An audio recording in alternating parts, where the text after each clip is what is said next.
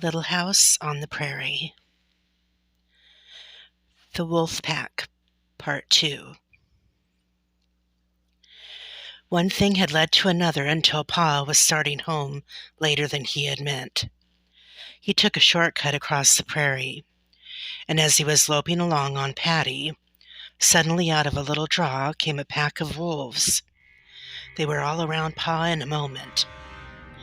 It was a big pack, Pa said, all of 50 wolves, and the biggest wolves I ever saw in my life. Must be what they call buffalo wolves. Their leader's a big gray brute that stands 3 feet at the shoulder, if an inch. I tell you, my hair stood straight on end. And you didn't have your gun, said Ma. I thought of that, but my gun would have been no use if I'd had it. You can't fight 50 wolves with one gun, and Patty couldn't outrun them. What did you do? Ma asked. Nothing, said Pa. Patty tried to run. I never wanted anything worse than I wanted to get away from there. But I knew if Patty even started, those wolves would be on us in a minute, pulling us down. So I held Patty to a walk. Goodness, Charles, Ma said under her breath. Yes, I wouldn't go through such a thing again for any money. Carolyn, I never saw such wolves. One big fellow trotted along right by my stirrup. I could have kicked him in the ribs. They didn't pay any attention to me at all. They must have just made a kill and eaten all they could. I tell you, Carolyn, those wolves just closed in around Patty and me and trotted along with us, in broad daylight, for all the world like a pack of dogs going along with a horse. They were all around us, trotting along, and jumping and playing and snapping at each other, just like dogs. Goodness, Charles, Ma said again. Laura's heart was thumping fast, and her mouth and her eyes were wide open, staring at Pa's. Patty was shaking all over and fighting the bit, said Pa. Sweat ran off her. She was so scared. I was sweating too, but I held her down to a walk, and we went along walking among those wolves. They came right along with us, a quarter of a mile or more. That big fellow trotted by my stirrup as if he were there to stay. Then we came to the head of a draw, running down into the creek bottoms. The big gray leader went down in, and all the rest of the pack trotted down into it behind him. As soon as the last one was in the draw, I let Patty go. She headed straight for home across the prairie, and she couldn't have run faster if I'd been cutting into her with a rawhide whip. I was scared the whole way. I thought the wolves might be coming this way, and they might be making better time than I was. I was glad you had the gun, Carolyn, and glad the house is built. I knew you could keep the wolves out of the house with the gun, but Pet and the colt were outside. You need not have worried, Charles, Ma said. I guess I would have managed to save our horses. I was not fully reasonable at the time, said Pa. I know you would have saved the horses, Carolyn. Those wolves wouldn't have bothered you anyway. If they had been hungry, I wouldn't be here to... Little pitchers have big ears, Ma said. She meant that he must not frighten Mary and Laura. Well, all's well that ends well, Pa replied. And those wolves are miles from here by now. What made them act like that? Laura asked him. I don't know, Laura, he said.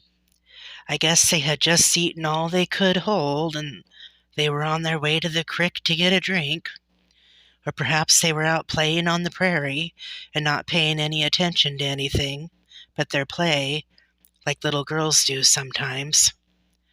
Perhaps they saw that I didn't have my gun and couldn't do them any harm. Or perhaps they had never seen a man before and didn't know that men can do them any harm, so they didn't think about me at all. Pet and Patty were restlessly walking around and around inside the barn. Jack walked around the campfire. When he stood still to smell the air and listen, the hair lifted on his neck.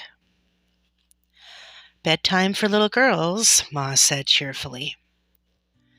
Not even baby Carrie was sleepy yet, but Ma took them all into the house.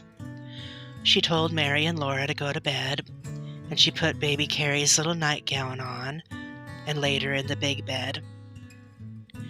Then she went outdoors to do the dishes. Laura wanted Pa and Ma in the house. They seemed so far away outside.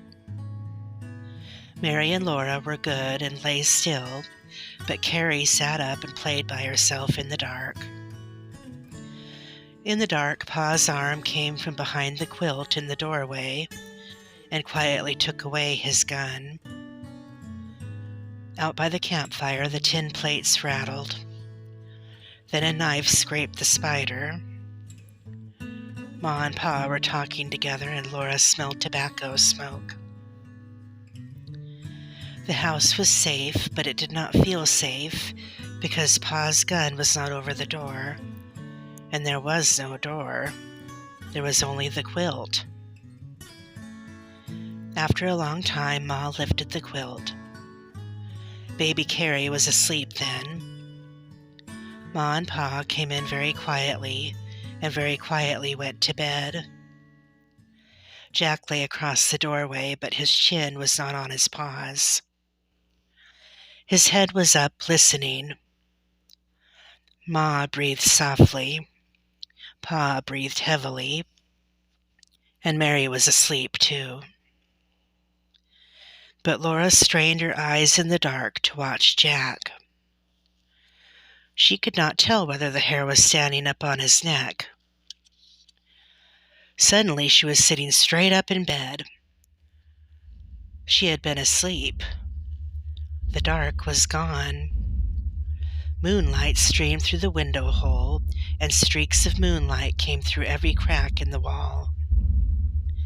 Pa stood black in the moonlight at the window. He had his gun. Right in Laura's ear, a wolf howled. She scringed away from the wall. The wolf was on the other side of it. Laura was too scared to make a sound. The cold was not in her backbone only. It was all through her. Mary pulled the quilt over her head. Jack growled and showed his teeth at the quilt in the doorway. "Be still, Jack," Pa said. Terrible howls curled all around inside the house, and Laura rose out of bed. She wanted to go to Pa, but she knew better than to bother him now. He turned his head and saw her standing in her nightgown. "Want to see them, Laura?" he asked softly. Laura couldn't say anything, but she nodded and patted across the ground to him.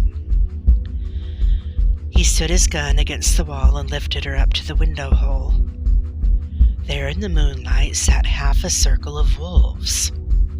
They sat on their haunches and looked at Laura in the window, and she looked at them. She had never seen such big wolves. The biggest one was taller than Laura. He was taller even than Mary. He sat in the middle exactly opposite Laura. Everything about him was big. His pointed ears and his pointed mouth with the tongue hanging out, and his strong shoulders and legs, and his two paws side by side, and his tail curled around the squatting haunch. His coat was shaggy gray and his eyes were glittering green. Laura clutched her toes into a crack of the wall, and she folded her arms on the window slab, and she looked and looked at the wolf.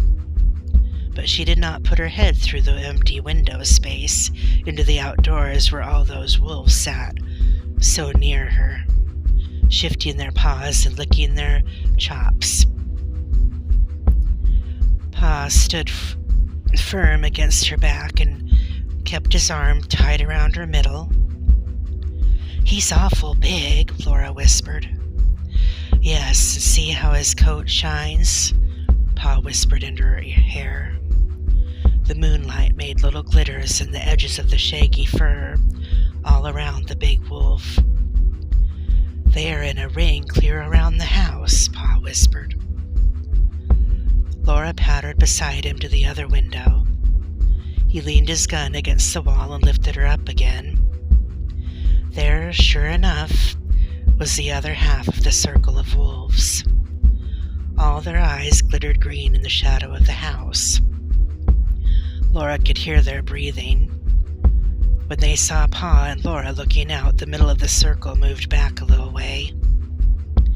Pet and Patty were squealing and running inside the barn. Their hooves pounded the ground and crashed against the walls.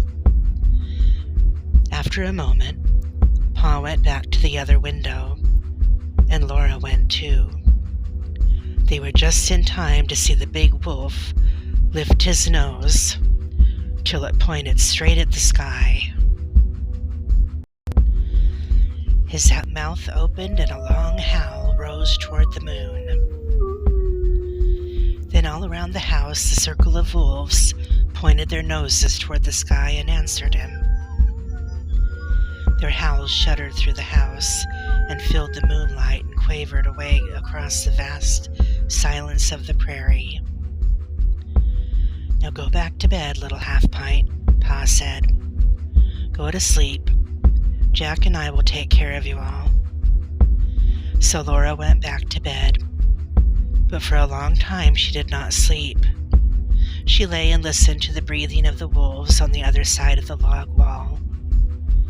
She heard the scratch of their claws on the ground and the snuffling of a nose at a crack. She heard the big gray leader howl again and all the others answering him.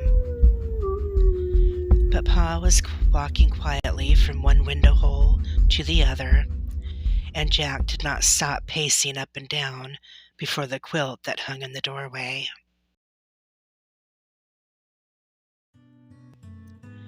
The wolves might howl, but they could not get in while Pa and Jack were there. So at last, Laura fell asleep.